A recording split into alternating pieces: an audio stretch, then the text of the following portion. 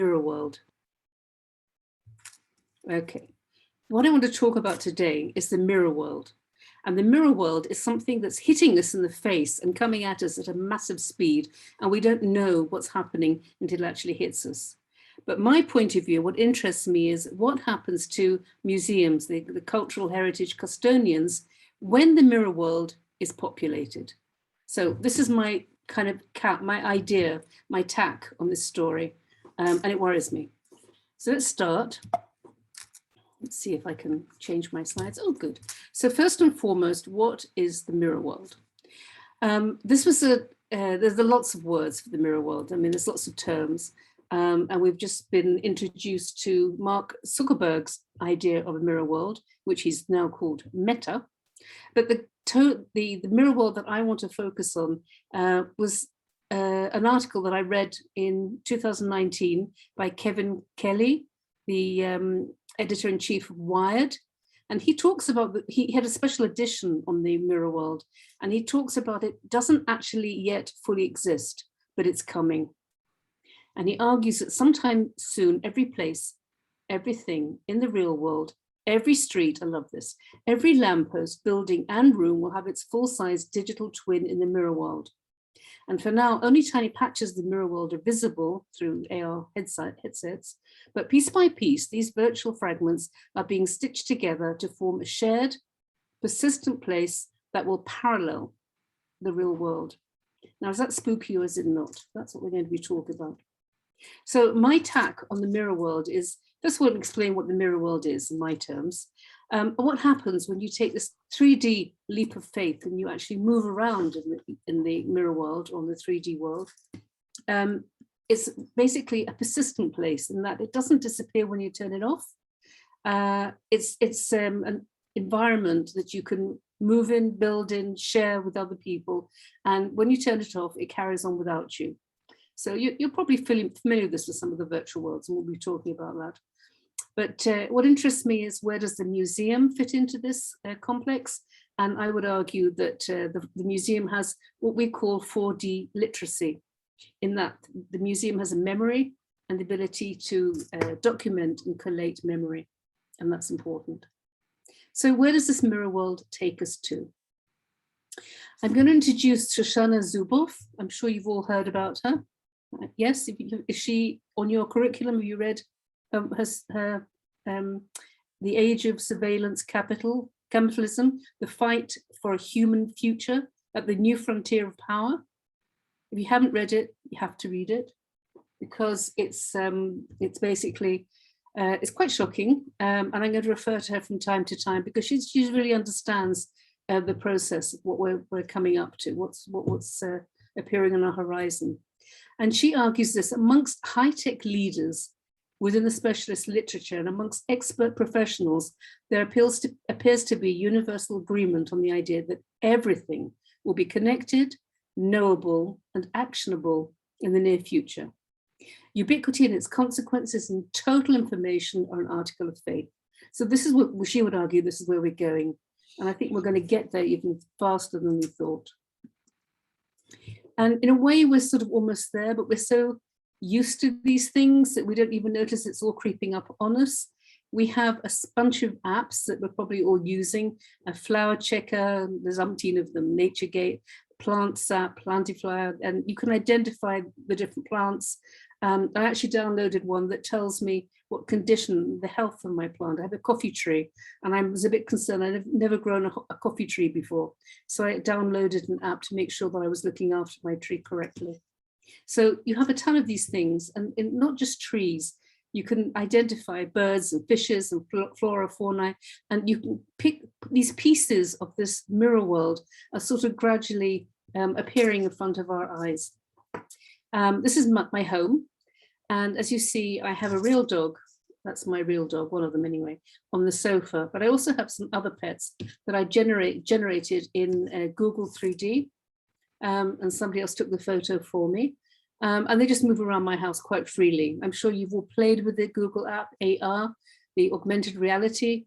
It's a lot of fun, a bit spooky, but these are the notions, these are the ideas of the mirror world, these environments that you can bring into your own space, into your own lives, into your own homes. So that's my tiger, and that's my lion. I can also introduce some art into my home, which is quite pleasant. You like the screen, certainly like the girl with the pearl earring. She's gorgeous. And she looks really nice in my living room, even without the lion.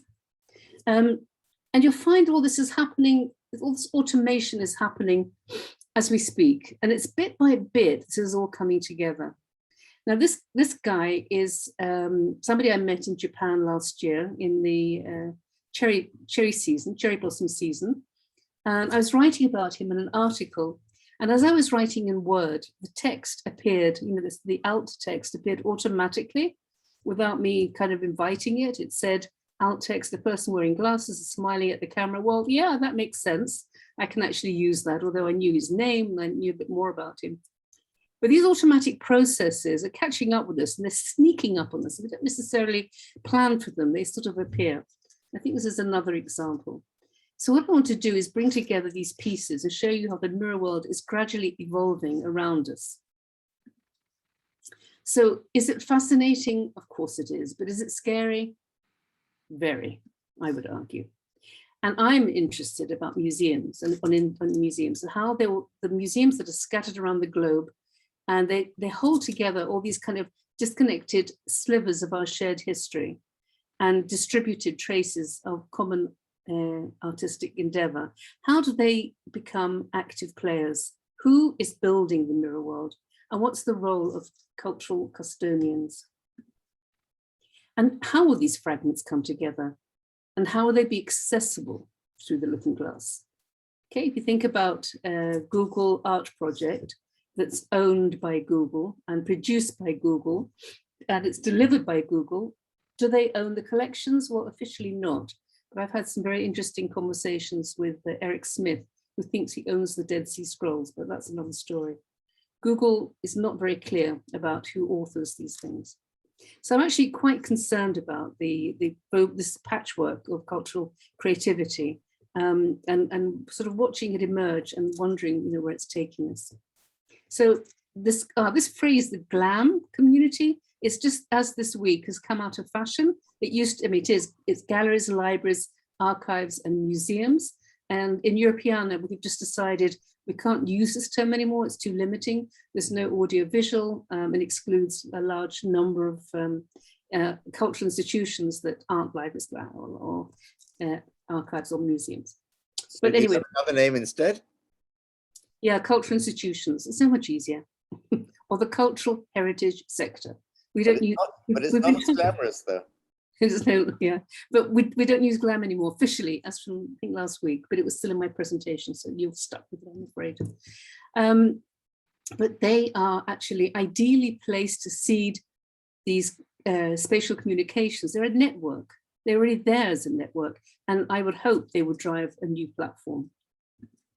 But it's up to the custodians of this cultural heritage to be proactive. Otherwise, we just kind of sit still and wait for these third-party commercial players with commercial interests to create this imitation culture and simulated histories or made-up stories. These people, we know how to tell stories, and we know, well, truth, I won't say the truth, because truth is always relative, but the stories that we know how to tell that are kind of based in historical truths.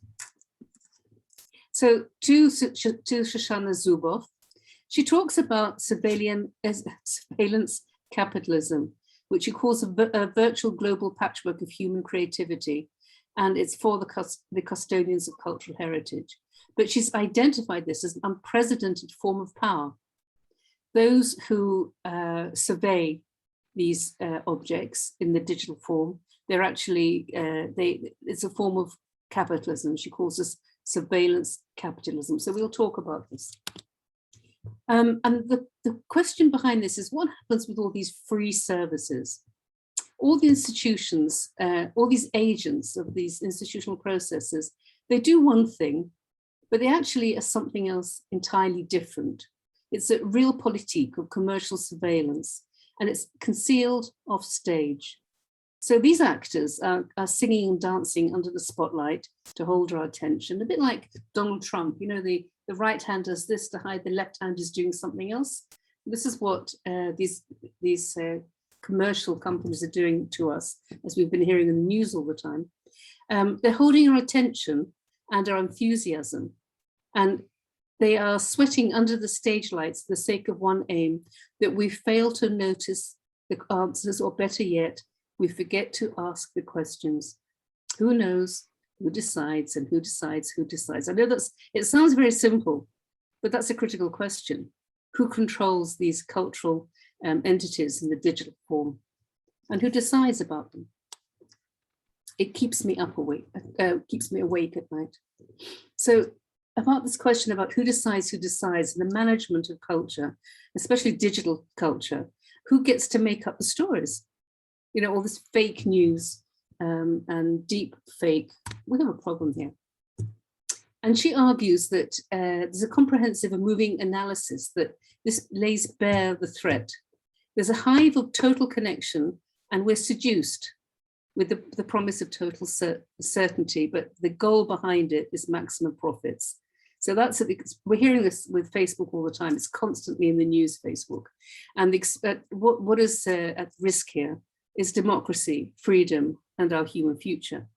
When I spoke about this, when I first read her book, maybe a couple of years ago, I found this quite shocking, but this premise is becoming stronger and clearer as we just follow the news and we hear what Zuckerberg is up to at the moment. And the problem is here, there is no resistance. And there's no, the surveillance capitalism is on the verge of dominating the social order and shaping the digital future. This is what happened in Congress recently with, I can't remember her name, but that woman who used to work for Facebook, and she spoke to Congress and she explained how Zuckerberg is destroying the emotional health of young women, young girls on Instagram. And this is to promote more profit for the company, for Facebook. And these conversations are more and more on the fore now, and they're pretty spooky. And of course, our very own Yuval Harari, he does also warn us, as more and more machines read our potential, and then there's a big problem that you'll find out when tech knows you better than you know yourself. Has anybody heard his interviews recently? He's been talking about this an awful lot. He said that when he realized that he was gay, it was much later than his social networks and his Google searching browser habits that knew more about him than he did about himself. He and us, all of us, are being profiled constantly, and high tech knows more about us than we do of ourselves. He does explain that very beautifully. So where does this mirror world come from? You know, what is this thing? What is the provenance? And I'll suggest a few tracks. We all know and love Google Earth, the VR. Okay, so we've all played around with that.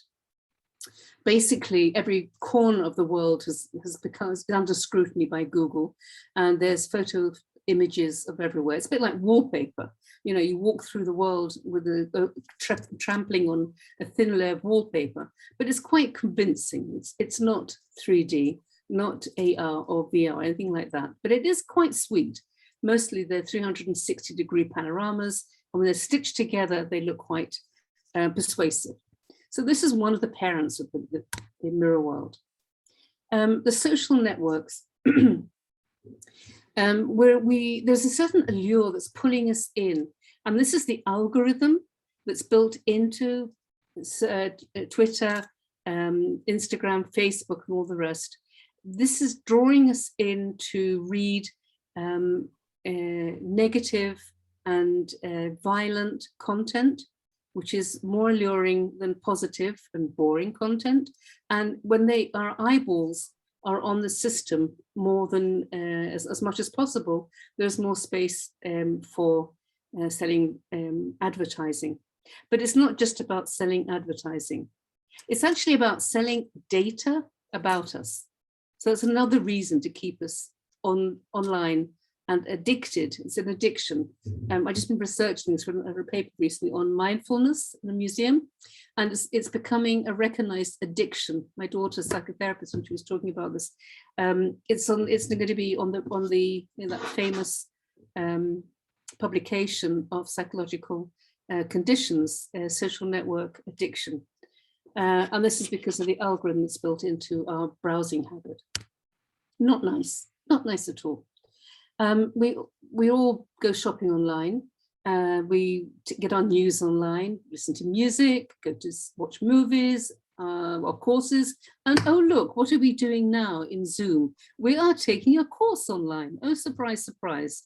Another reason to be in front of the screen. So Moshe, are you profiling everybody as we talk? And Of course I am. Of course. And gaining all the data that Yeah, DASA needs. Speakers. Spending time on the screen means that somebody is making a profit behind us. I'm not accusing you of anything, but we spend a lot of time online. I'm certainly not making a profit, don't worry. Okay. Oops. But the trouble is, as we're finding out recently, this is all incredibly toxic, very problematic. There's terrorism flourishing online, hate crimes, and basic subversion of democracy. This is not new news. We know this, yet we still open up Facebook, Twitter, we use WhatsApp. I'm not advertising or promoting any of these things. I'm saying this is how we live. There's so much part of our life right now. Just tell somebody. Turning off my microphone because of the... Oh, it's your turn now, is it? Okay. Okay, so we know this is part of the provenance, this toxicity of the Mirrorworld, but there are other factors as well. Gaming, okay, online video gaming. It's also it's an evolution, and it's a. Oh, I can hear it as well now. It's a master platform. I don't know if anybody who remembers Myst. Myst was very popular many years ago. It came on a CD. And I played it for the first time, I don't know how many years ago. And I waited till the kids went to bed, and I started playing, I think 10 o'clock at night or something. And suddenly at 2 o'clock in the morning, I found myself still playing. I was so engaged in this game. And I thought to myself, oh, I haven't made a mistake here. Oops, as they say. And I shouldn't be playing quite like this. Gaming is addictive, I told myself. And I try not to go back to too many games right now, because that's a serious problem. But Myst was like the first one. But then we've kind of gone, 20 years ahead, and now we've come up to Fortnite. And everybody knows how popular Fortnite is, especially with young teenage boys. And I have several of them who are grandchildren, and I've watched them play Fortnite obsessively. Their parents ration their screens to, I think it's 2 hours a day, and only part of that time is Fortnite. But the clever Chinese have beat us at our own game. They've just made a whole law over the entire country of China, that children are not allowed to log in anymore on the weekend, on a school day. And over the weekend, or holidays, they're allowed to log in for 2 hours a day. They know something that we haven't learned yet. These are very detrimental to our children's mental health, emotional health. So Fortnite is an example. There are many other, Clash Royale, whatever. And you know what's funny? When kids are addicted to something like this, the floss. Who knows how to dance the floss?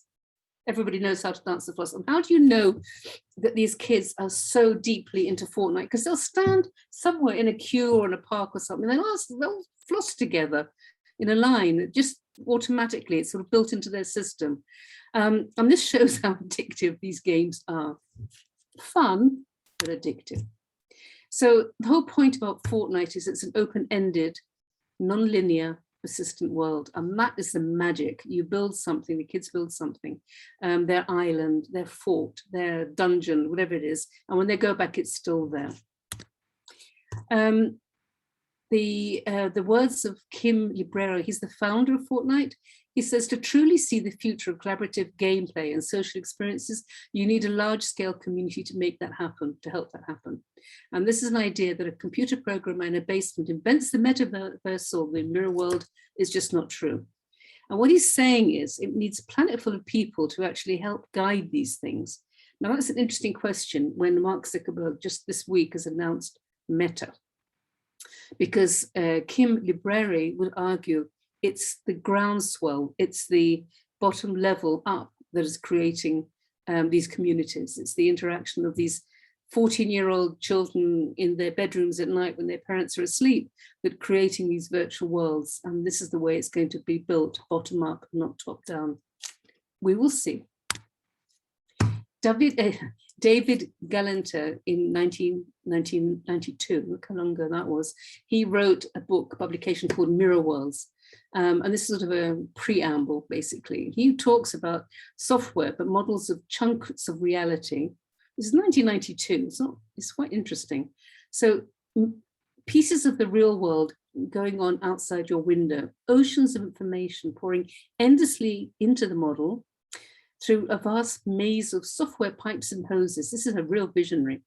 So much information that the model can mimic the realities every move, moment by moment.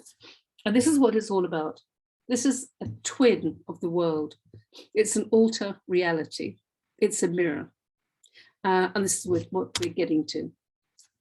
So how is it going to work in real life? Well, go back to the Minority Report, the movie from 2002. And this was populated with gesture activated screens. You just sort of pull them up in the air in front of you, and you start working on the space that you need.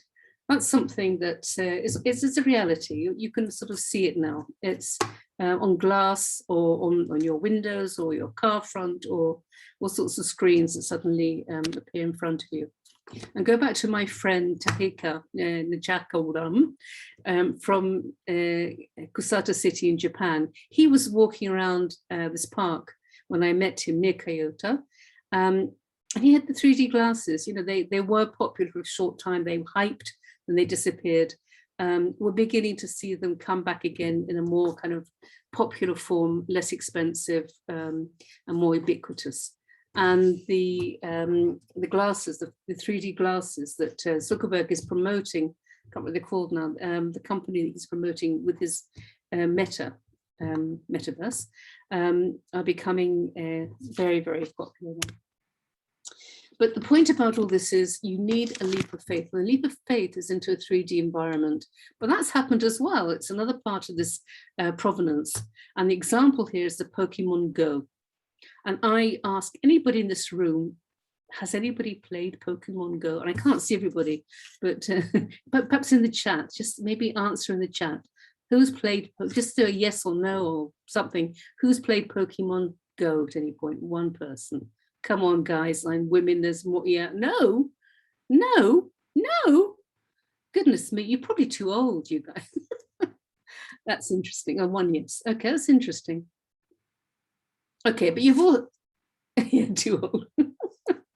Okay, thank you for that bit of feedback. Pokemon Go is a very good example of how we move in the 3D world.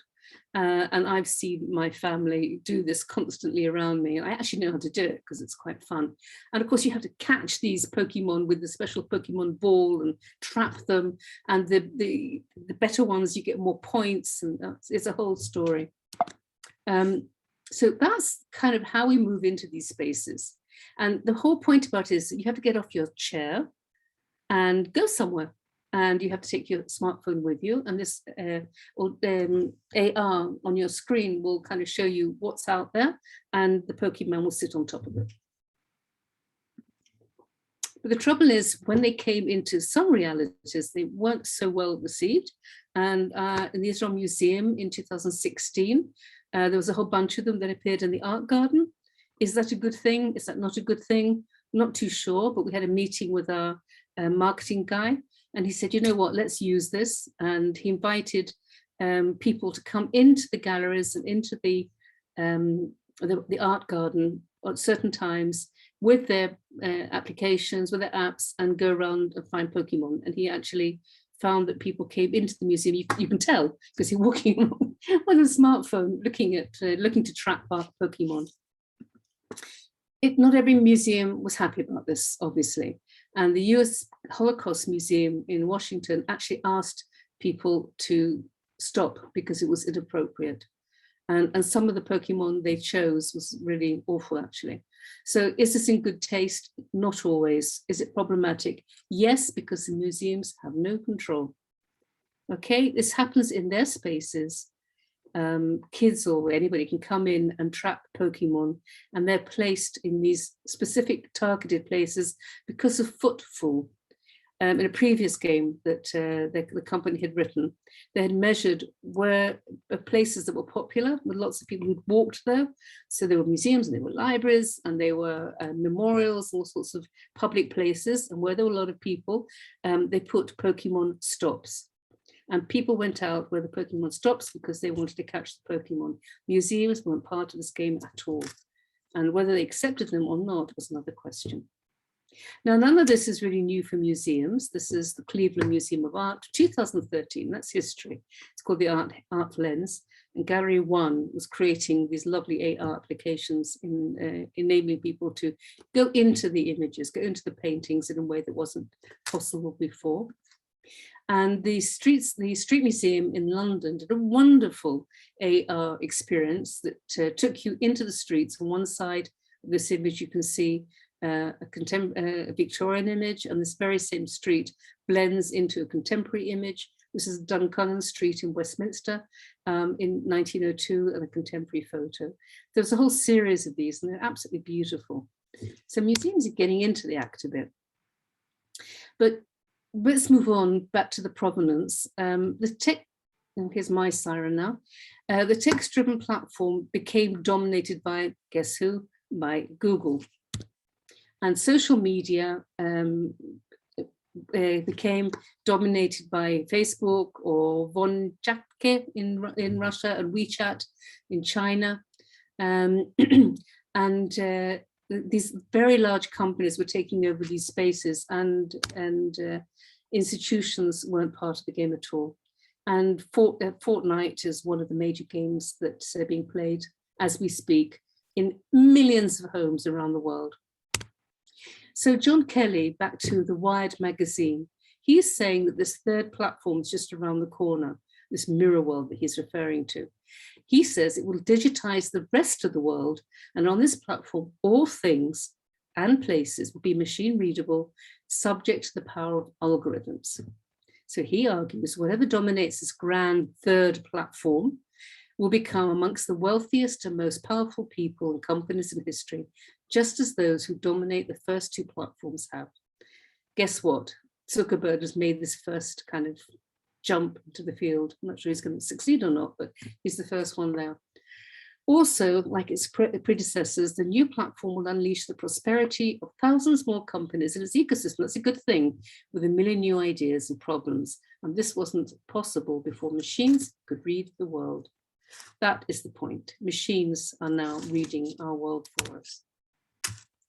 Oops, I couldn't resist putting that in. This is where we are right now. We're entering the meta world. It's beginning to happen. And that's just this week. So what does a machine readable world mean? It's actually a formidable reality. It's about simultaneous location and mapping, which is called SLAM. It's a bit like GLAM, but it's different. And it's a computational challenge of constructively and constantly updating a map of the environment or potential environment, and at the same time keeping track of the agent, that's the car or the person or whatever it is, and the movement within the potential space. So that spontaneous mapping and updating is what's going to happen in this next stage. And here's our driverless car. And if you, I don't know where you guys live, but we have driverless cars already driving around our city. Did I say driverless? Yes, driverless cars. Driverless, is that a word in English? And we're going to see this more and more. And the point is the car being driven by the environment, or is the environment driving the car? There's interaction of data, real-time data that's being exchanged all the time. The mapping of the area and the mapping of the car's movement that's critical at this point.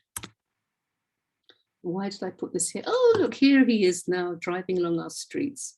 And that's going to make a big difference to our lives. It already is. Okay, so there's a new paradigm shift where we experience the world around us. And it's the XY extended reality, this catch-all term that describes a range of visual extension. This is what's happening now. You see this in medicine. You see surgeons assisted by these technologies to actually enter our bodies and do surgery in 3D spaces that's evoking whatever's happening inside our bodies. There's a lot of these mechanisms are being put in place in different sectors. And for example, medicine is a major sector that this is happening in. Back to our dear Shoshana. She is always talking about how instrumentation and datafication and everything come together in both animate and inanimate objects. So that means that the natural and the human and the psychological, the chemical, machine, administrative, vehicle, financial, all come together. These are all aspects that are melded together. And real world activity is continuously rendered from our phones, in the cars, on our streets, in our homes. Our Roomba is talking to everybody. Our Fitbit is creating data and sending it to somebody, God knows who. Our bodies are incorporated. Trees may be talking to other trees in some urban situation. In smart buildings, smart airports, and cities are all going to be sending data right, left, and center. It's all being transformed into new predictions, and all this is an ever-expanded page of the shadow of tech. She calls it shadow text. Please read Shoshana Zuboff. She's very, very scary, but she's very important. I think you've been warned. So my argument here is, and I'm near the end of my presentation, where are museums and these custodians of culture? And what we know about is the history, it's the provenance of objects and collections and exhibitions. And if we are able to incorporate our stories into these objects, we can tell the historical background of these different objects and the different narratives that go on behind. And this is what we've been calling a 4D world, adding the dimension of time. So it's a bit like a Word or Photoshop file that you keep undo. You go forward, you go back, you know, those little arrows at the top of your Word document or Photoshop. You can go forward, undo. So this is how the 4D world can be introduced into the mirror world. A swipe of the finger. So everybody has modeled. Somebody has to model the world in 3D. Okay, I love this slide. I don't know if anybody appreciates it. Anybody who codes anything. This is a coded room. And every time I see this, it makes me laugh. I hope somebody in that room, in your room, appreciates this. Basically, somebody has to model the 3D world, and every object in the world has a digital twin. So are we going to be doing this ourselves with our tiny head-mounted, phone-equipped or street-embedded camera? Or will the data be flooding in from these companies, the pixel pushers, Google, Apple, Microsoft, Ungai, Facebook, and of course, Meta?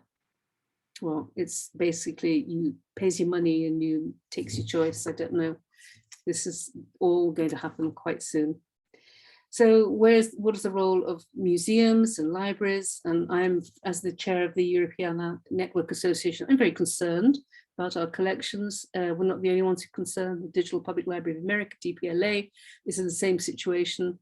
We have 18 million objects. They have also something similar or more, I think. Who's going to be controlling these objects? Who's going to be adding them to the metaverse, to the mirror world? The European Foundation is working with the Time Machine and creating a proto-mirror world as we speak. This is a consortium of computer scientists that are beginning to add these pieces together to create the large jigsaw of our cultural world. And this is something that Michel Foucault talked about many, many years ago in his Heterochronias. And he was talking about the accumulation of everything, the idea of constituting a sort of general archive of all times, all ages, all forms, and all taste in one place. And he argues this is the idea of constituting a place of all times. That's his heterochronia. This is what's happening. This is what's happening as we speak. He calls it something that he argues this is something that belongs to our modernity. But he actually said this in, I think, in 1980 something, which is quite visionary. But this is definitely a process that we're watching. So where do museums fit in? And this is a shot from the Israel Museum, which I love. I think it's very funny.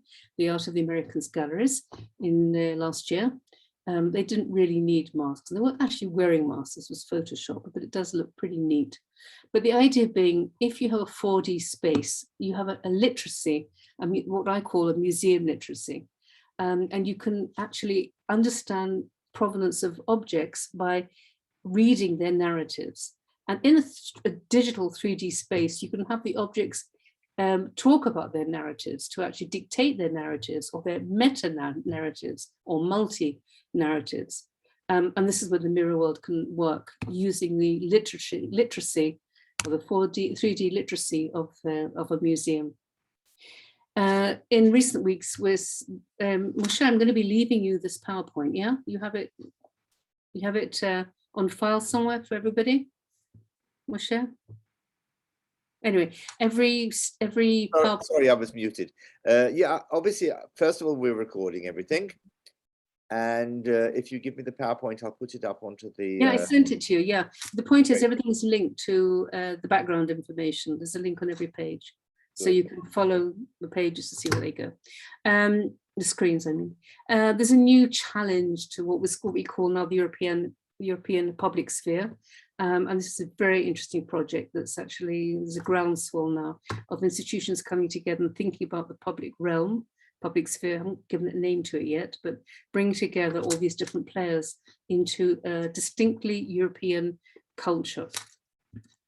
And I would argue that these institutions like Europeana and different museums have to be proactive and to enable that our stories will be accessed and shared and augmented with confidence, so that we don't rely on Google to tell our stories for us. This was an article I wrote originally, I think, well, it's in Italian, but it's from Digitalia. And if anybody wants to read it, there's a link there, and it's available on all the different academic platforms.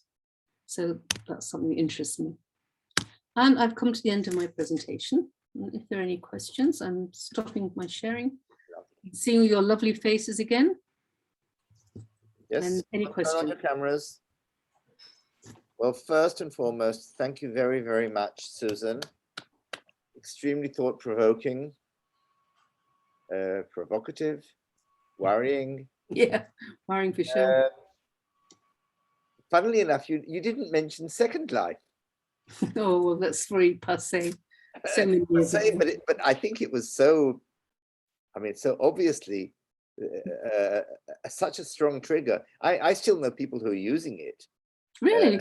Oh, yes, yes, yes.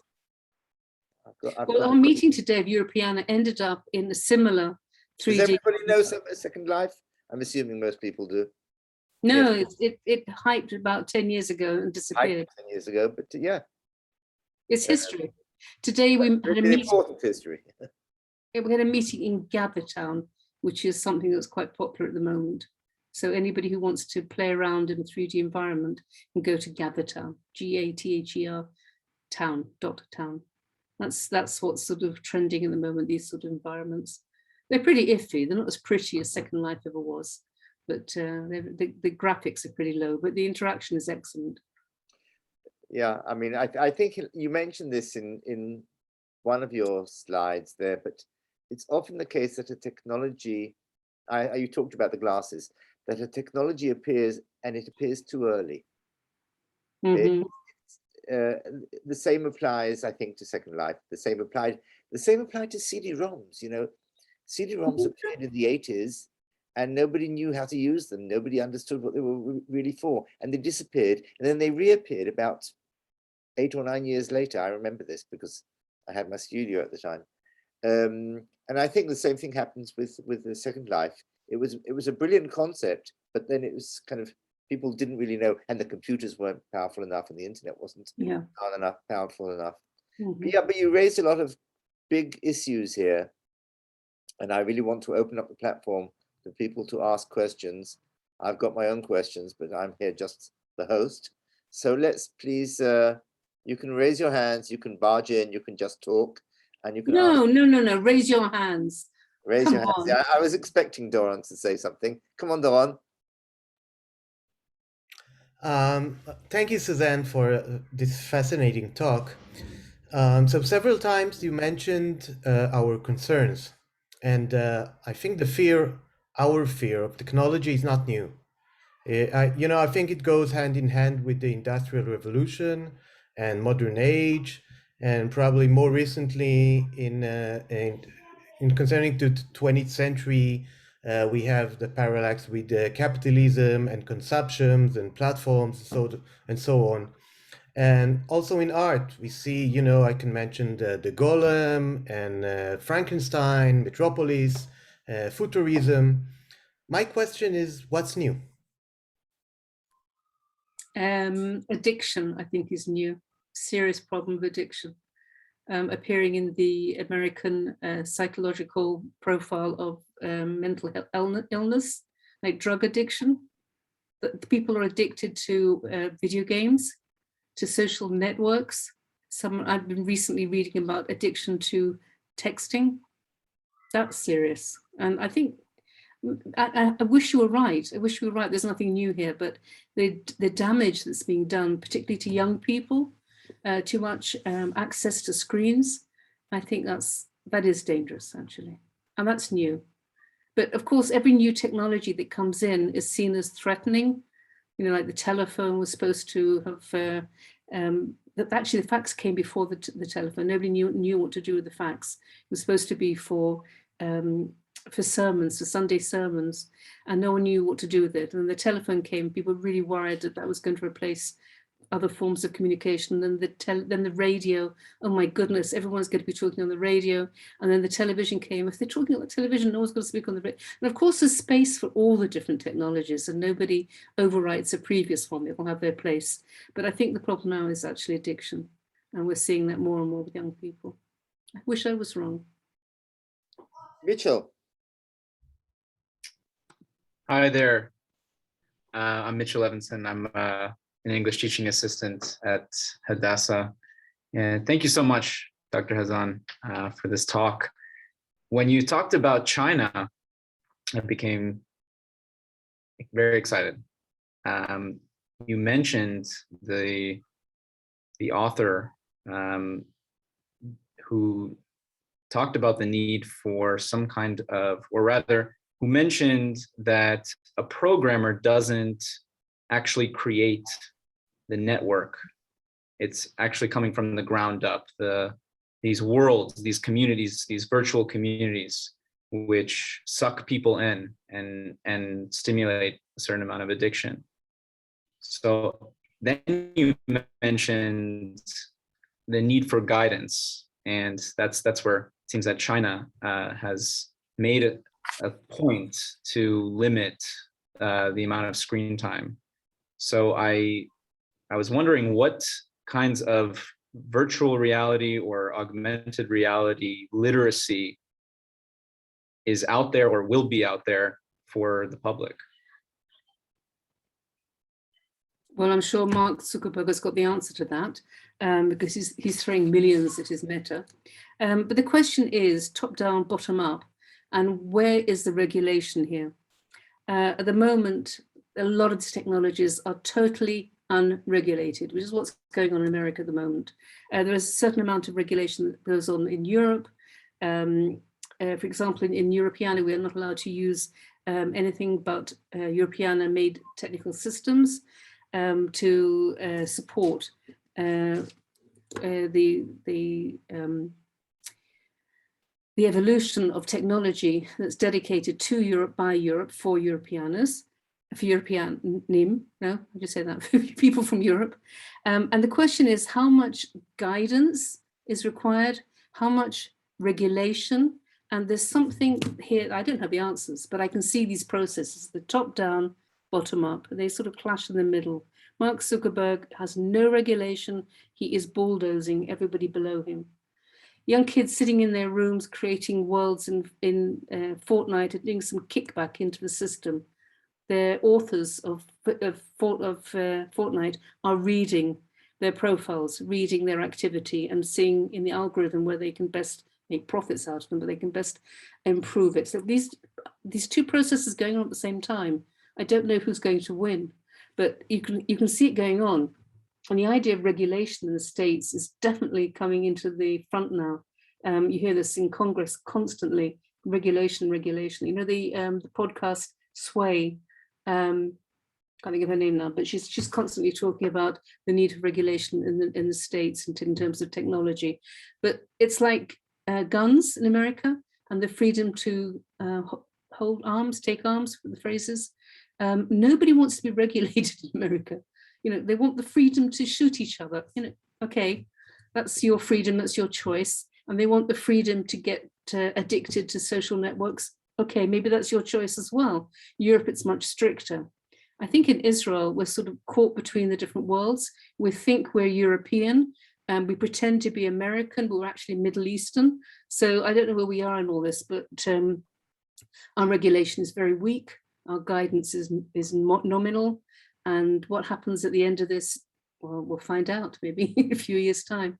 But I don't know if anybody has the right answer yet. It's an evolving process that the people are kicking, the directors are kicking and screaming, top down, bottom up. They're kicking against each other. And I don't know, you know, what's going to win. My hunch is, as Susanna Zuboff talks about, the commercial players, the Googles, the Facebooks, the major players, they have a massive advantage. They have built their algorithms to control these systems. Who are we to challenge that, you know, individuals at the end of the day? Can we face these machines and win? I doubt it, which is very sad. But as an optimistic person, I'd like to think there's a nice solution to all this. Does that answer your question? Or just speak more?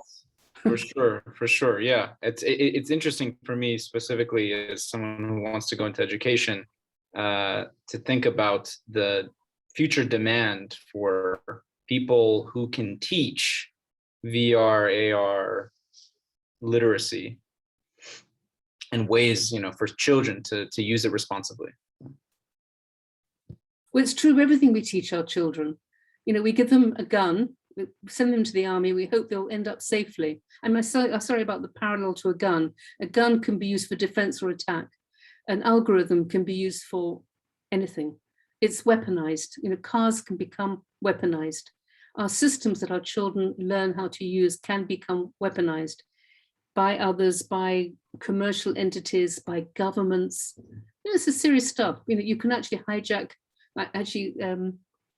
Noah Harari this week in an interview said, be careful, humans are going to get hijacked. They're hijacking up. Did you read that?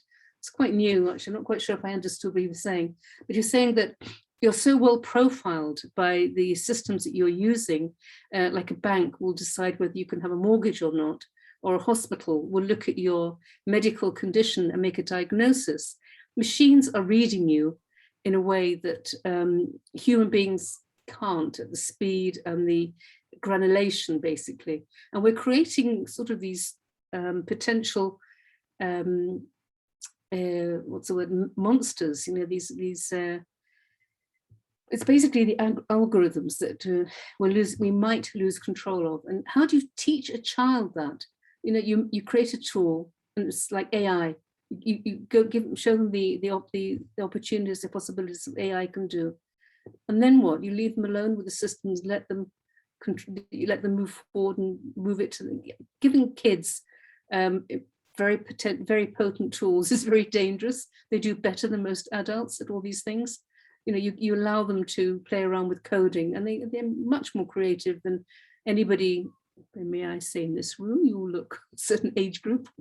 You know, teenagers have these wonderful malleable brains. Let them code, let them get into AI. They'll do it, they'll be great, and they'll come up with amazing things. But do they need to know that they are potentially dangerous? They're very powerful, they can be exploited, and they can be weaponized. So I think that's important for teaching. I'm sorry, I'm so pessimistic. I'm not normally this No, pessimistic. it's fine. It's fine. It's food for thought. What is interesting here is that we have at least one or two computer science students amongst us here in this virtual room. I would be delighted to hear if you have any thoughts on the subject. Itai, I think you're a computer science student. I'm not sure about Gal. And what about Yair? I don't remember who's who here. But anybody who is a computer science student here and is willing to kind of speak their mind and, you know, disagree or give us some of your thoughts. I am a student, as you said before, and in my thought, in the end, indeed, this technology can be sometimes dangerous, but it can also be dangerous. A lot of things you can be dangerous for kids. In the end, it should be, if I'm not wrong, this code is not less till the duty of a parent or any apotropos to know what he gives his child to do. That it's not virtual or in the PC does not change the fact that you cannot, no matter what technology, no matter what you give, even systems that are not designed or trying to not share information may mistakenly do so. There are a lot of stories about there was a story in the news about children playing the game, I think Animal Crossing, and they start writing simply their journals inside the game. In this game, everything you create is shared with all the players. In the end, I think a lot of things it's also the duty of a parent.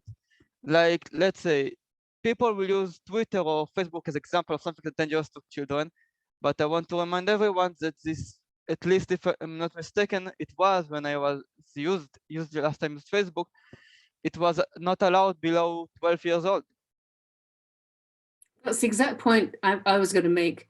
You know, you can teach a child to drive a car whenever you want, but legally he can only take, or she can take the car on the road, age, whatever it is, 17 or 18, I don't know.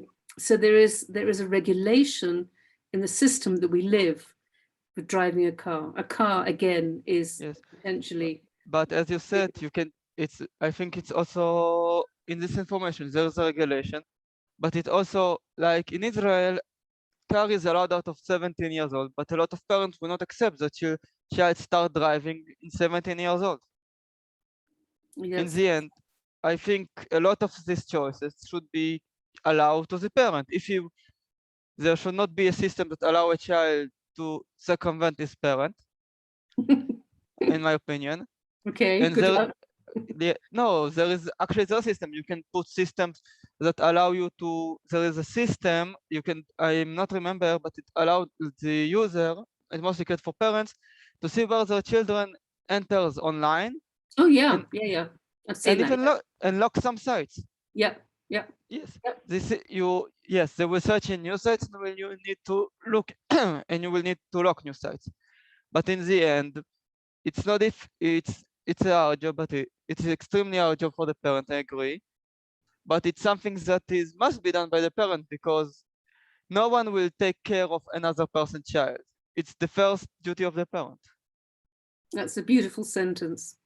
Okay, I think we should take that sentence and frame it and give it to everybody, to every young parent who has a child. Hey guys, this is your responsibility. There's no warranty. It's yours, you know, deal with it.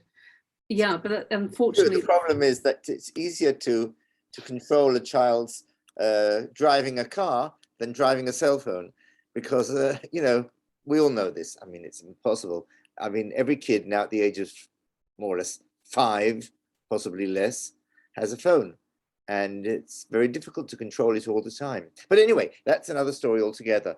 I would like to come back, if you wouldn't mind, Susan, to the role of the issue of the use of these technologies within the cultural heritage sector. The museums, because, you know, we've discussed, or you've discussed, rightly so, in my opinion, you've discussed the potential dangers. But what about the potential phenomenal advantages that these technologies have if used responsibly, as is the duty of, as you call them, the heritage, I've already forgotten your terminology, people who are responsible for using it. Anyway, so the role of the museums and cultural heritage and Europeana and all these places, how do you see the potential positive outcome of the developments of these technologies? Dangers we've discussed. Mm-hmm. First of all, I love, is Gull still here? The Guardians, you were talking about the Guardians, that's right. Gull, I just appreciated what you said. Thank you very much. You gave me food for thought there. And I'm going to use that idea of parental control and parental support in future research. I think that's a very important point. Sorry, Moshe. I worked in a museum for 37 years and responsible for new media. And as much as I could over the years, I would argument anything we create for the museum is created by museum staff. And if we didn't have the skill set, we didn't have a webmaster at the time, we didn't have AR specialists, if we didn't have the speciality and the skill set in the museum, we trained somebody and we use that solution to create things under the copyright and the umbrella of the institution. In my case, Israel Museum in Jerusalem. That rule kind of works quite well. If you can do that, if you're a large enough institution and enough kind of managerial responsibility, you can do that. But once you start bringing in commercial companies, and you know what it's like in the museum, the processes that go on, you have a potential of leakage. You have people who take the intellectual property of the museum and use it elsewhere, or you have people exploiting the museum for their own goals and saying, you know, like, I don't know, I don't want to go there because that's really negative, but anything that's created for a museum should be, I believe, should be by the museum, somebody who's contracted by the museum and is dedicated to the museum and doesn't have an alternate agenda. You're talking about responsibility, basically. Yeah. Right now in Europeana, we had a discussion about a voting tool. And the idea of a voting tool is very simple. There are many of them online, and we actually voted today for our annual general meeting. And the question is it an European company, number one? Are the servers in Europe? Who controls the data? Is it fair data? There are rules that the European community adhere to and the Americans less. And these regulations and control service the European communities better than I've seen elsewhere. And again, in Israel, we're sort of somewhere in between these things. But this is something we're constantly facing in Europeana. How much technology is built into Europeana's hardwiring? You know, how much is it part of our, we call communities and our task force and our working groups, and how much is inducted from the commercial world and licensed, or these sort of relationships we have with external companies, very carefully monitored and very beautiful, actually. That's a layer of regulation not every country welcomes, certainly not in America.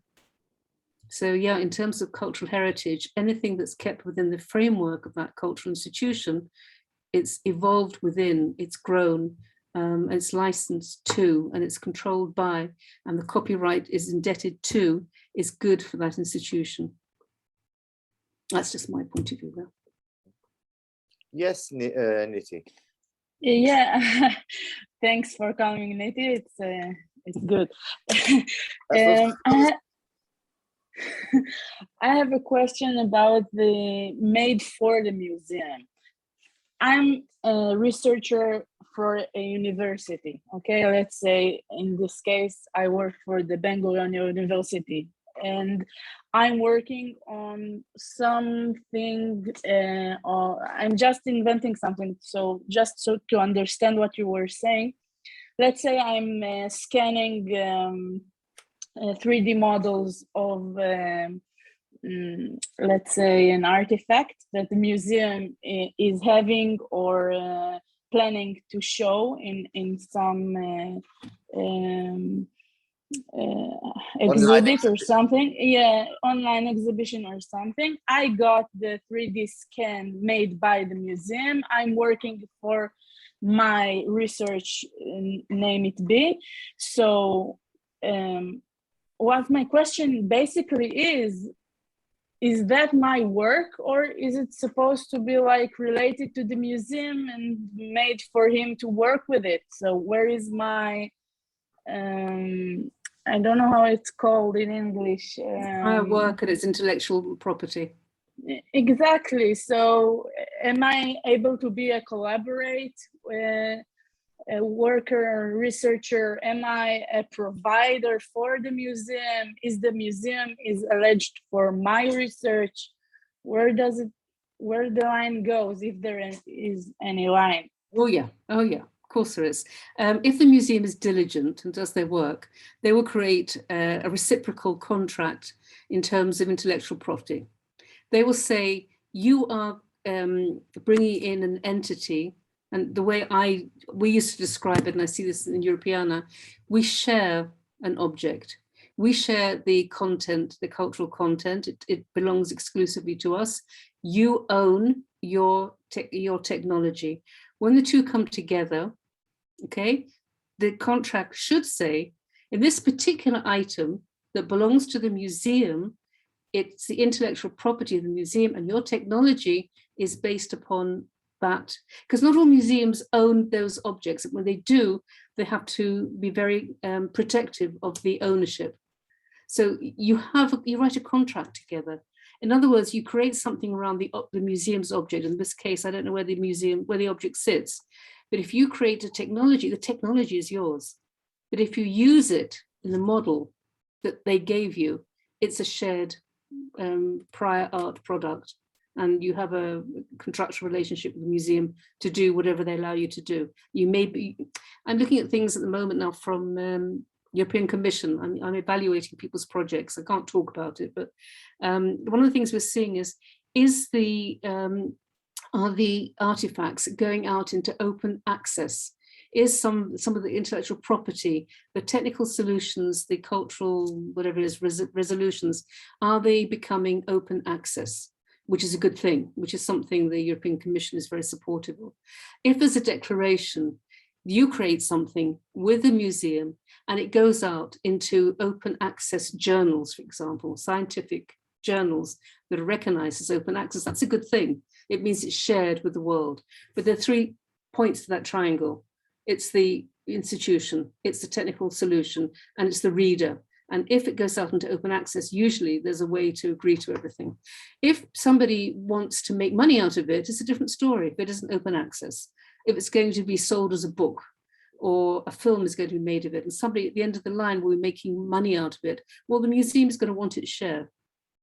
And that's worked out in the contract as well. That's an outcome on prior work. Prior work is what you actually do, it's yours, or the content of the object in the museum is their, well, it might not even be their own property, it could be a third-party property that they have to respect. It is complicated, actually. But there are tons of experts, this is what they do. You know, we have some wonderful experts locally. But it's not new. I mean, this is not new. I mean, no. I used to take, I was a photographer at the Israel Museum 30-something years ago, and photography is no different from that point of view. Exactly, yeah, absolutely. Yeah, it's a contract. I'm sure you worked with Amalia on different contracts. Very simple, yeah. As long as everybody's fair, you know, it's fair use. And, you know, you've done this, I've done that, we brought it together, we've got this shared child. It's a shared child, and we will do what we want to do with this that we both agree on. And if people are honest, it's fine. They're not, that's good to know. That's really good to know. And as a researcher, we don't know those things. So when we come and try to make a research or try to incorporate things that are beyond us as a university, most of the new students don't know those things. So I really thank you. It's really organized my... No, you probably have an IP office that represents the institution that handles IP. Just talk to them. They do. I'm sure they do. Every university does. There's a body that does that knows exactly what these rules are. You just have to find the right person. Okay, thank you. Yeah, it's true. What about who haven't we heard today? Anne, what's the situation in Holland? With who do you represent? Are you from a university or from? Well, let me explain my life. No, at this point, I'm I'm a secretary of the Technology University of Delft in Holland. But my background is within Egyptology and museology, so a bit different. But they use as well like the technologies that are coming up. So in a way, I find it very interesting to see that this is a topic that is, it doesn't have answers. It still discusses lots of,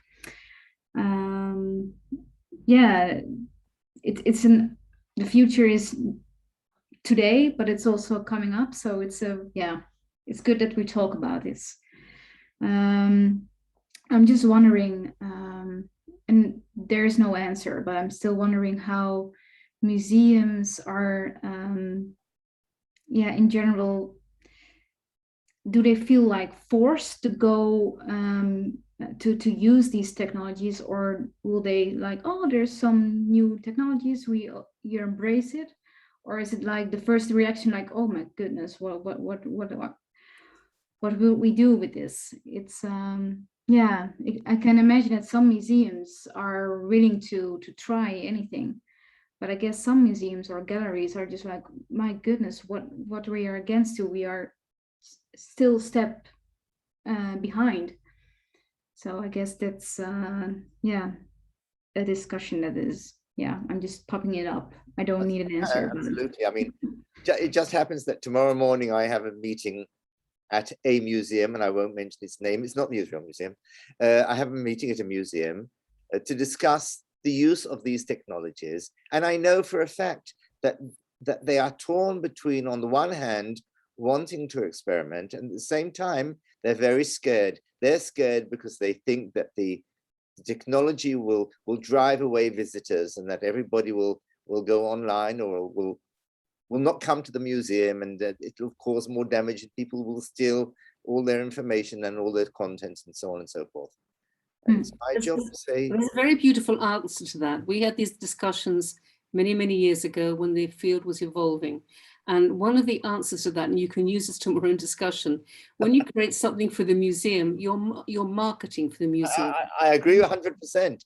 You're whetting the appetite. You are making these objects dance and sing for the public, so they really, really need to go and see the real thing for themselves. I agree 100%. I mean, this is my argument, but yes, the concern and the worry is there, but that existed even when museums started putting up websites. Oh, absolutely. Yeah, but these discussions are 20 years old. We've moved forward since then. But I tell you one thing that's shifted, a serious shift at the moment, and that's Corona. That's the pandemic. Museums have been closed. Okay, and you can't, the museums are still closed.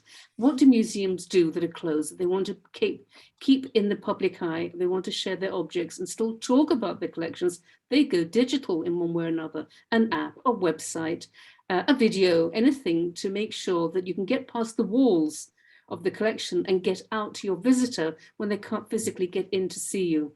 A lot of they're a bit forced to go faster in there. Perhaps they have like plans, like, okay, we can do this and this. Yep. But with Corona, it's like, okay, we should go now because otherwise. Exactly. The same happened with medicine. You know, like the Kupat Holim, the different hospital. What's the Kupat Holim associations? What? Public health. Public associations. There's a like few. National Health in England. Yeah. Like National Health in England. Well, no, you can't compare anything to National Health. No. Nothing compares to them. No. They didn't have a digital access to people at home. And suddenly, well, certainly here anyway, and I know in England as well, you can suddenly have these little mechanisms that you can have, has a camera, and it has a way of creating data and shunting data down the pipeline, that you talk to your doctor on the phone or your app, and they take the temperature and they listen to your heart and they look into your ears and they open your eyes and they open your mouth, and all this stuff is remote. and the doctor can do a fairly good diagnosis of basic things. With young kids at home, got a temperature and you don't want to take them to the doctor particularly, you can do this with your doctor. So this whole thing speeded up overnight. What they would like to do, these outreach programs, which were in the pipeline for years and years, and why don't we do this? And we should do this, we could do this, why don't we? Suddenly, the pandemic created this real situation that made these things not just possible, but absolutely necessary. And now there's lots of arguments about, are we ever going to go back to pre-pandemic days? Because nobody wants to go back to a very expensive conference when we can bring people together on Zoom, at least some of the time, a blended kind of meeting. Why fly people across the world and pay for hotels and just so they can have a cup of coffee together when it works on Zoom? There's a big paradigm shift that's happened with the corona, and it's probably good. I mean, a lot of these things that come out of it are pretty good. I think so anyway. And museums are waking up to this thing. I see this, all the proposals that are going through the European Commission at the moment. Everybody wants digital solutions. This is the way to get the visitor back and all the rest. Everyone's promoting digital in any way possible. It's a good thing now. And this argument about people won't come to the museum is a load of hogwash, basically. Yeah, I agree 100%. But I do miss wine at the EVA conferences. So. Well, we'll run our EVA conferences in a hybrid mode, I'm sure, for many years to come now.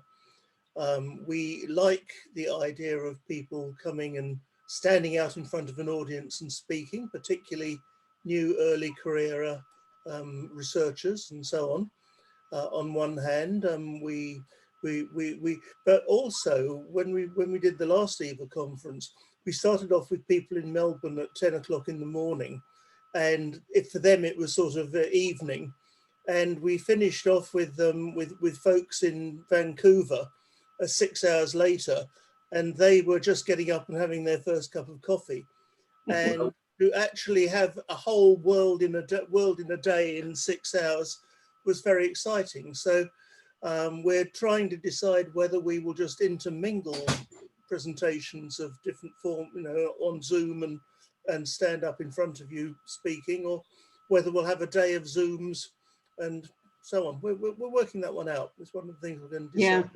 But it will always happen. There's no reason for someone to fly from Melbourne unless they really want to. Delighted to see them, delighted to have them drink our wine, but delighted to have Moshe drink our wine. But at the same time, for a lot of people, it's an expensive wine. Climate change stuff and all the rest of it. People are going to say, well, do we really need to be there? Yeah, absolutely. I mean, we have I can never pronounce your name, Yocheved. I call you Yocheved. I mean, for you, it's 4 o'clock in the morning, isn't it? Now, or 5 o'clock in the morning? Yeah, it's now 5 o'clock. Thank you, everyone. Suzanne, it's been amazing listening. I think maybe, so coming from New Zealand, I used to be the education manager at Auckland Art Gallery, our primary art museum, before pivoting into the tech space. Maybe I could be a little bit of a devil's advocate here. And I was just thinking, it's really interesting, especially when you mentioned the pandemic. And I was thinking, because we are at the cusp of a paradigmatic shift, I think. And we're actually in a really interesting paradox.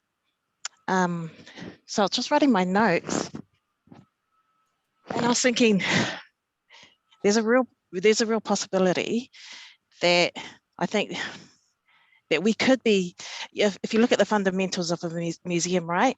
You have the collection, we have these grand houses, and then we have audiences that we have to provide access for.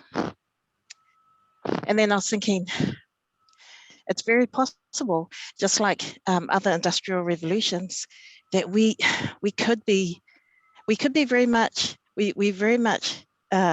possibly at the stage where we could be rendering these grand houses. We could be moving into the next stage, and this is what the pandemic has really done for us. I mean, I'm thinking about, you look at I would never ever have thought about meeting online, and being in touch with Jerusalem. But I am seeing it in New Zealand in terms of how our museum fared in the first wave of COVID, and we were almost like helpless. You know, we couldn't bring people in. There was no way we could do it, but I am seeing how the general populace are able to get access to these things far more than we could ever have expected. So that general myth of coming into a museum, visiting a location, it's almost like it's gone out of the psyche. And we have this new generation who actually entered the metaverse a long time ago. And I'm talking about Club Penguin. I'm talking about Quake. I'm talking about these games where young people actually grew up. They've never experienced the world that we lived in. So it could be, I'm just wondering, is it a generational thing where we're looking at it through a lens from our generation of a solution, but this next generation could possibly, very much reality is this metaverse is their future. That, you know, I know as much as we hate it, I hate it. Like I shouldn't say that. I really hated the Pokemon goers hanging around a museum, but you know, really very much for us, it was almost like we need to grab those visitors. You know what I mean? But we weren't in control of it. It very much was the ground up. So I'm just saying the question is as a devil's advocate for me is, this is the next generation. This is how they interact. You can barely get them to get a peep out of them when you're in person. This is how they interact. This is how they've formed their relationships. How do we deal with this new industrial, like every other industrial revolution? How do we deal with this on our shores now? It's here now. This is just the first, this could be the first pandemic. We may, very much never return and to that the reality beforehand. So I'm just seeing this in terms of New Zealand, how, like you say rightly, so the glam sector, the cultural heritage sector, totally being almost deconstructed. So with these mirror worlds, just like I think we spoke last week about neurologically, these mirror worlds, they're trying to close that gap between the physical experience. You know, it's almost like, what do we do if this generation, this is how they view the world. This is how they experience the world. What will happen to these museums? What will happen to these houses? What will happen to our collections? So I'm just saying, as a devil's advocate, I'm finding it really interesting. And yeah, I hate it because I love the physical experience, but I do know in terms of education, the children, the students that would come in, the artwork would be right in front of them, and they would rather hold up a tablet in front of their faces to view the artwork than even looking at the artwork themselves. So how do we fare in that environment where someone's wearing their Google glasses or whatever, Google glasses, they're not even really experiencing the paint, the texture in front of them. They're looking at the screen that's, you know, so I'm taking it all in and I'm just thinking, what do we do? So I haven't given you any positive answers. I'm just like trying to, you know, think about this myself. Sorry. Very serious question. I feel like I'm having a conversation with you in my head constantly as you're speaking. I agree with everything you said. It's very problematic. Sorry. I want to say something. Yes. I had a similar but almost opposite example happened to me. I think it was exactly 4 months ago, I think, in the finals of the last semester, that my grandmother was put in the hospital for 2 weeks. I'm not exactly sure. And the entire first floor where visitors enter, when they enter and they tell you where, was covered in a lot of paintings. And instead of giving you text or something, every painting had not a barcode, but a QR code, I think. Yeah. QR code. Yeah, QR code. And when you even you put your phone for the QR code, it will give you free 5 paragraph about the paintings. What I found extremely interesting when I couldn't be in the not so as my mind little calm down when I couldn't be in the room with my grandmother for it because the hours still not when you can enter still did not start. So you could share this with her when not be Yeah. there, but share it with her. I could share, I could speak, and it was also something that was exactly used because everyone in the hospital always on their phone. These little paintings that were covered in the first floor could be used also to show them, and also it also exactly used the fact that everyone always on their phone today. I'll tell you where I draw my limit, actually, because when in the museum, when I was working in the museum, and luckily the director, Ido Bruno, agreed with me. Anything goes in the museum if the visitor's eyes are on the object. Okay? Agree. So that's fine. If you start putting a visor, an AR visor on somebody, and you create a wall between the visitor and the object because they're looking at the action that's in their visor, there's no place for it in the museum. There's no point. You can take the museum content, put it in the visor as an AR, VR experience, take that visitor and his glasses or his visor to his home or his school or somewhere else and take the museum with them. But they don't have a place in the physical museum, which prioritizes unique and original objects. And I think, Yocheved, going back to what your name is, Lokapeta, or Yocheved, or whatever is written there, which is your name? Lokapeta? Actually, it's both. Yokapeta is just a transliteration of Yocheved in Samoan. Going back to what you just said about the virtual and the museum and the real object, I believe because we're so much in our screens and watching everything through glass, interpreted in these different ways, there's nothing that can compare to the original object. And I think we should leave them in the museum and make sure people have access to them and to see what a real work of art is, to smell the oil on the painting. I mean, not literally, but sort of intellectually smell the oil and look at the brush strokes and walk around a sculpture or whatever it is. There's nothing like an original, unique object. A museum, I still believe that museums are there for that.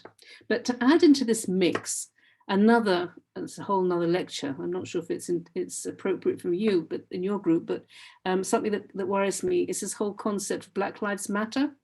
And a major revolution that's happening in museums at the moment, when they look at their narratives of the objects and the collections that are often a post-colonial collection, exploitative objects that have been brought into the collection in very dubious ways.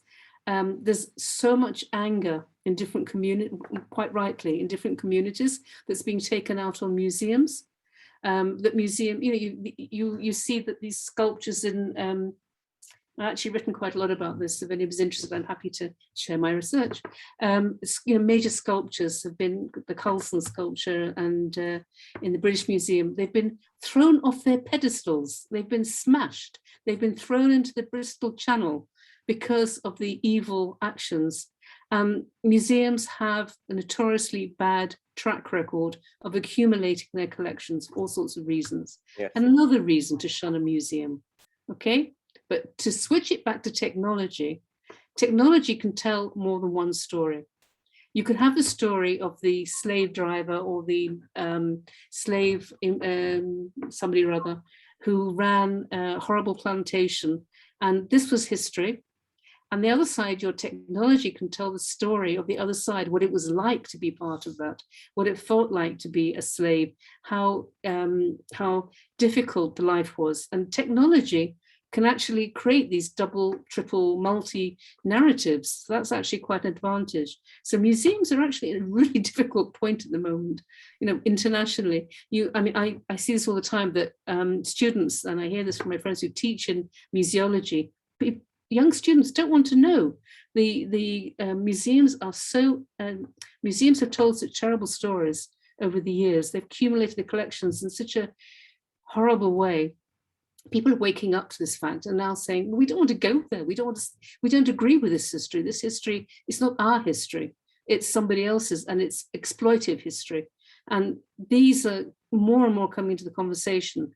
And I think this is where technology can step in and find an alternate route to explain alternate histories and narratives. I agree 100%. I will wish to say one thing to Susan. If about all this technology and other things, I think in the end, history as a duty ought to show a lot of sides of to history, or to show it the most neutral way, because in the end, the past is the past. You cannot change it. You cannot say you can say I disagree. We can disagree with this. A great example. No one interpret, but let's say that slave plantation, like in Britain, where they smashed statues. In my opinion, no matter how dark, it's the end of the history. It's not your history, it's not my history, it's our history. Because it's the history of us as humans. It's the past that happened on our planet by us. It's sometimes beautiful, sometimes it's cruel, but it's the end is us. A great example will be the Roman history. You do not need to search out to find that third of, I think in one point, third of the population were slaves in the city of Rome. But we cannot. But it was part of the culture. To say that did not exist will be disservice to the people that live. But in the same time, it was not all the history. We can show their past. We see the cruelty of this system, but we show everything about it, not one side, not the second, because the past is the past. The only thing when museum tries to show only one side or mistakenly show one side, it's something that extremely problematic. I remember once that when I was also work with technology, when I was in a museum in Japan. In this museum, there was a of prehistorical creatures and dinosaurs. And after you see the entire room, the entire tour, you see the magnificent skeletons and everything. They had a small 4 minutes VR place that let you almost feel like a prey animal before a T-Rex. Say that again. You felt like a what? It's a VR set. You did not move. You simply sit and you see, I think it was a T-Rex running toward you. Oh, okay. They're very popular. Yeah, yeah. Yes, it was not something. It was put in the end after you saw everything.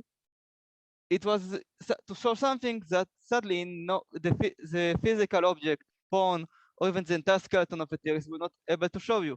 The fear of such a creature running toward you at full speed. Thank you, Gal. We haven't heard from Maria. Where are you from? Turn on your microphone. Hello. Hi. Hi. Can you hear me now? Yes, yes. I'm living in Cyprus at the moment. I'm in Cyprus and I'm a researcher at Russian State University for Humanities in the Department of Museology. At the moment, I'm working on my dissertation, and I found this very interesting course, which I'm finding very, very interesting up to now, with lots of how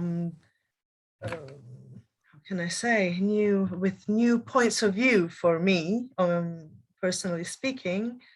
And today's lecture, as I listened, it was more than having a few questions in my mind. It was, for me, it was like my mind becoming a soup of questions and soup of answers at the same time. There's a movement which I don't think anybody or any movement could actually stop. There's a huge digitalization, technologies, walking forward. It's like running, we can't stop it. Lots of platforms are being coming up every day, gaming industry. I have a son of my own, 9 years old, and I'm seeing his interaction with his smartphone and even his computer at the moment. He's Googling, he's doing his research sometimes to help him with his homework, but then again, most of the time he's playing games made for children, but these are still games. And Both. yes, spooky. And it is, I am observing that this kind of approach, like the new generation spending most of their time with artificial intelligence or computers, their perception is different than ours. And when we are thinking about, well, first of all, I was for the digitalization of the museums before listening to this lecture. I'm not still completely against it. Yeah, I'm sorry, but this is what the museums are for, isn't it? They should reach the audience. It depends. Well, the most important thing is how we put forward the exposition, how we put it, how we make it, how we let the visitor, whether physical or in front of the screen, get to know of the past, of the history, of the story of the place. Well, this is what the museum does, and this is what we can do through the screen. This is inevitable. This is what I see now, which is scary in one hand, and in the other is inevitable, and the far becomes closer. The far is very close now, and one day museums will be just at the reach of our, screens. But how we make it is in our hands. So yeah, lots of questions and lots of answers at the same time. We can't stop the digitalizing. It's a huge technology. It is as magnificent as scary at the same time.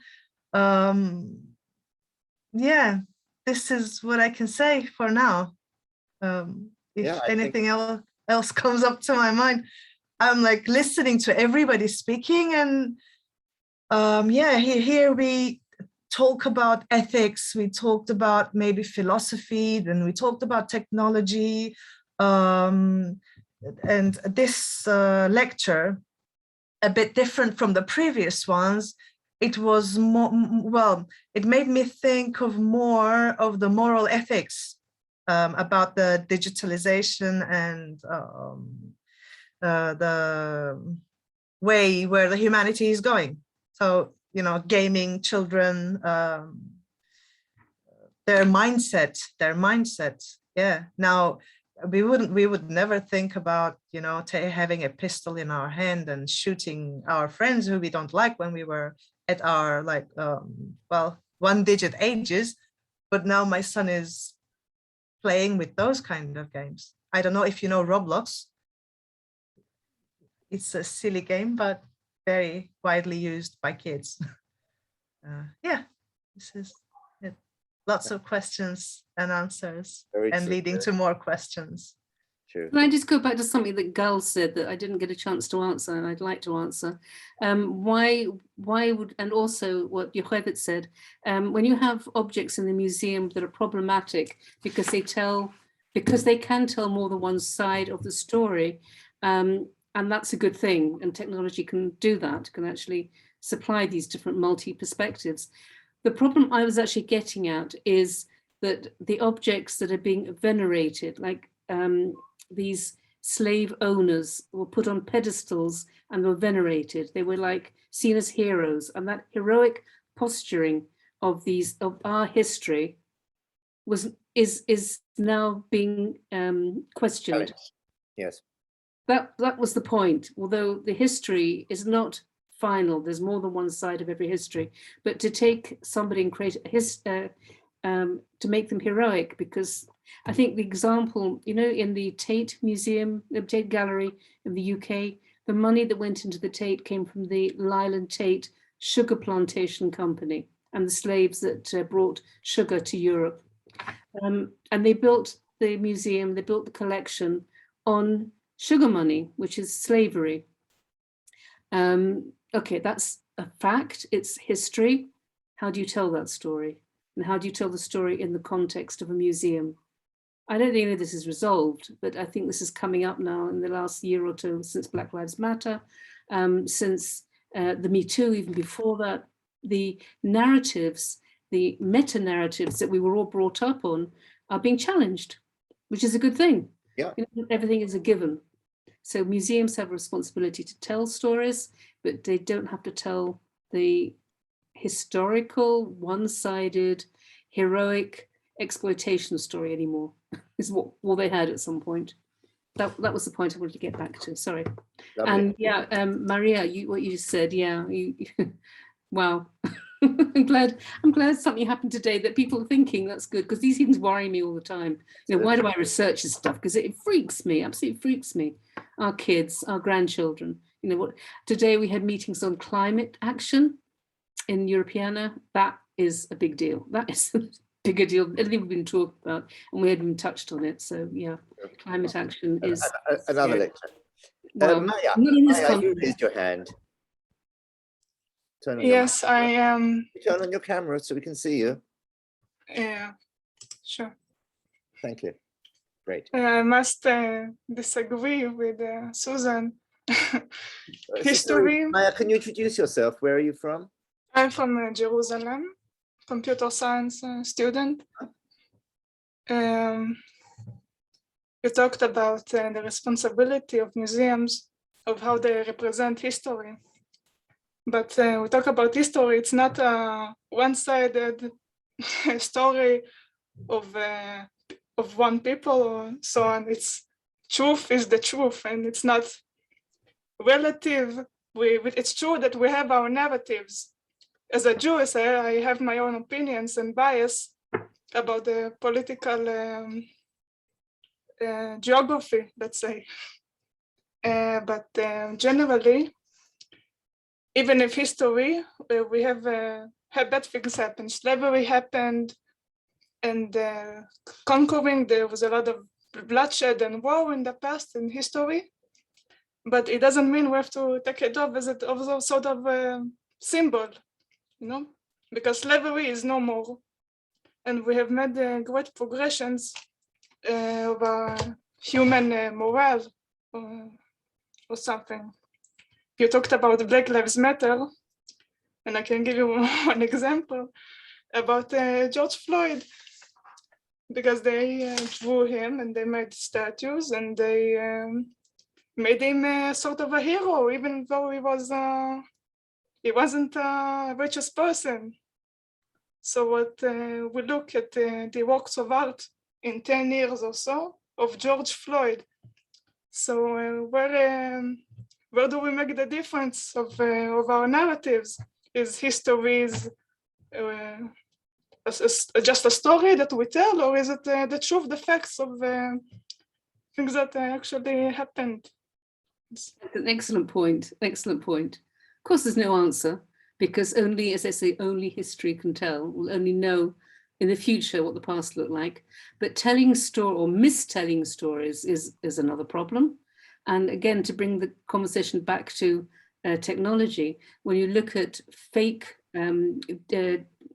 deep fake in videos, you can't even know if that video is the original video, because deep fake is so beautifully constructed that it's very difficult to tell whether Barack Obama said what he said in that video clip or not. So telling a history in terms of technology is extremely difficult, because we don't know if what we see with our own eyes and hear with our own ears is the original soundtrack of, say, for example, a president saying something he didn't say. So just to bring the conversation back to the technology, which is why we're all here. Technology can offer new interpretations, and more than one interpretations, so that we can tell stories that are open-ended, that can be reinterpreted in a different context.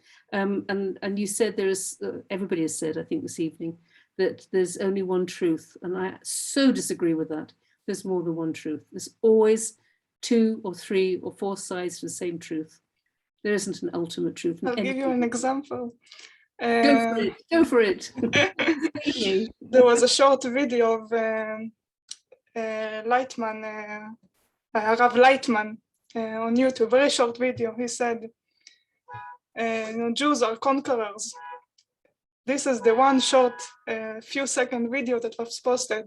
It got some thousands, 100,000 of views, but how many people actually watched the whole interview? Only some hundreds. So I think with modern technology, we always look to make things fast. We want to get our information fast and quick.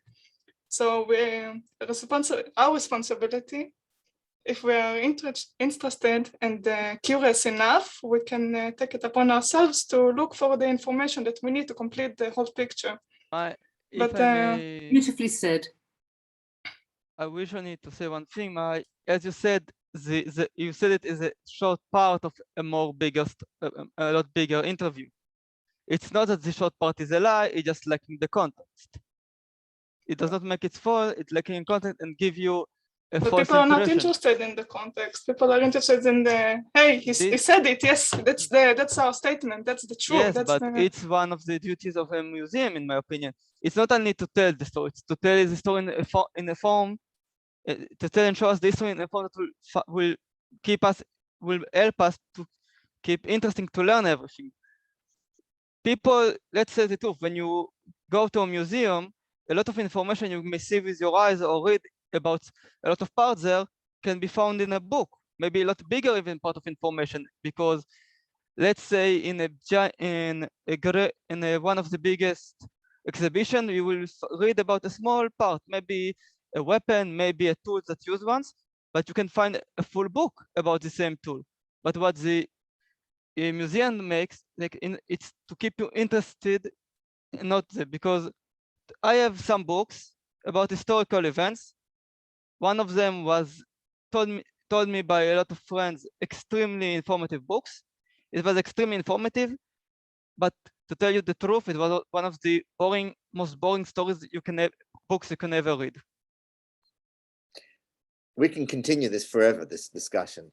I just want to ask Petel, who's turned off his camera. Please turn on your camera, Petel.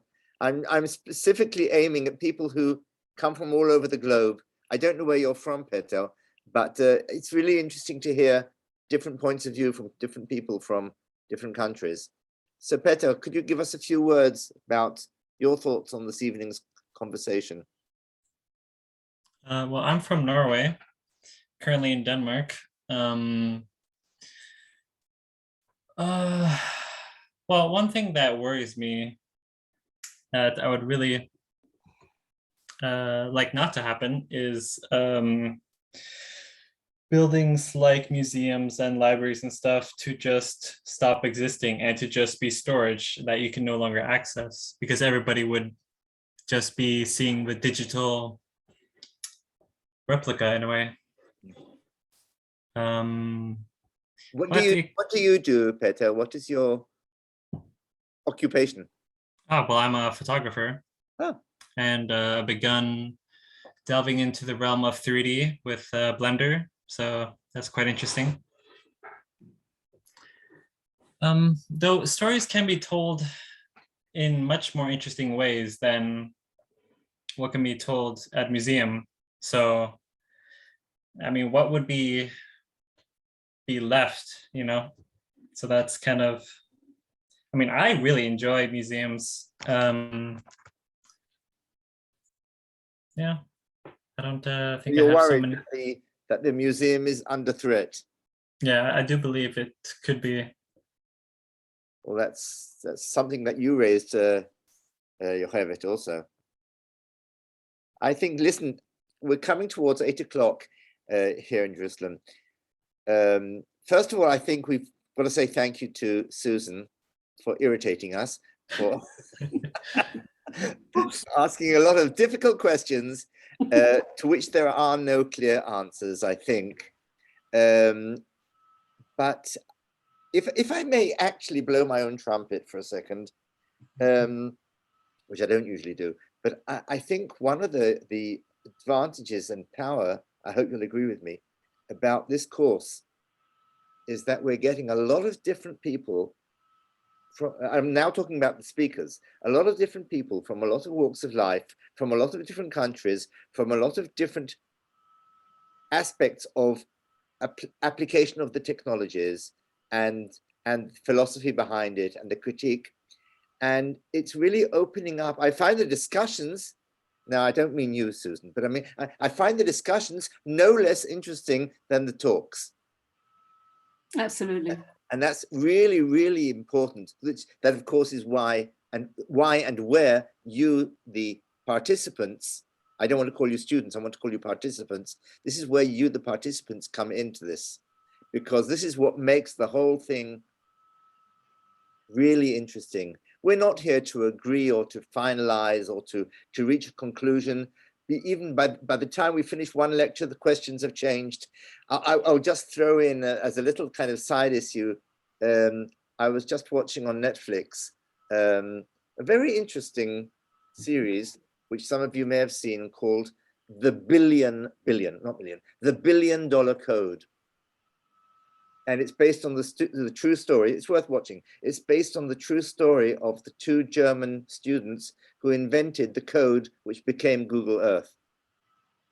And of course, Google, basically they took it and they utilized it and they threw them out. And then there was a big trial, which of course Google won, because as you mentioned earlier on, Susan, power is where the money is and money is where the power is. But it raised a lot of issues that you brought up today.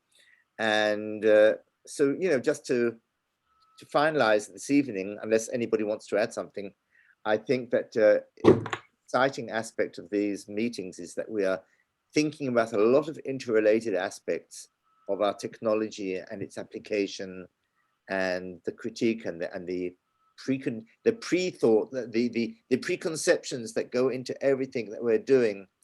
And, you know, each lecture here is the beginning of a whole new course, I would think. Maybe there will be for further, you know, courses. And so once again, really, if anybody would like to add something before I close up here, please speak now or forever hold your peace. If not, then once again, really, Susan, thank you very, very much for, I think, what was a fascinating and you know, thought-provoking chat. And thank you everybody here, those who spoke and those who didn't speak, for kind of giving us your penny's worth. It's more than a penny. Not that the penny is worth much these days. But yeah, so next week, who do we have next week? Do we have you? Yep. Yay! Yay, me. We have Graham next week, who will again challenge our preconceptions and throw a few more spanners in the work. Well, I'm taking really what we've been discussing today. Wouldn't it be nice if we could actually talk to people in 500 years' time about the way we see our culture now and the way that we interpret items in museums and so on? So I'm going to teach you all how to time travel next week, 500 years into the future. Great. Looking forward to it in 500 years. I just say thank you to all you participants for making this conversation so interesting. Absolutely. Love it. I love conversations like this. Great. All of you. Thank you all. Thank you all. Saying good night. See you all next week. And those who didn't turn up, as they say in Hebrew, hefsed shelahem. It's their loss. Cheers. Keep well, everybody. Good night. Thank you. Bye. Tודה רבה, לילה טוב. Bye. Night. Good night. Thank you. Good night.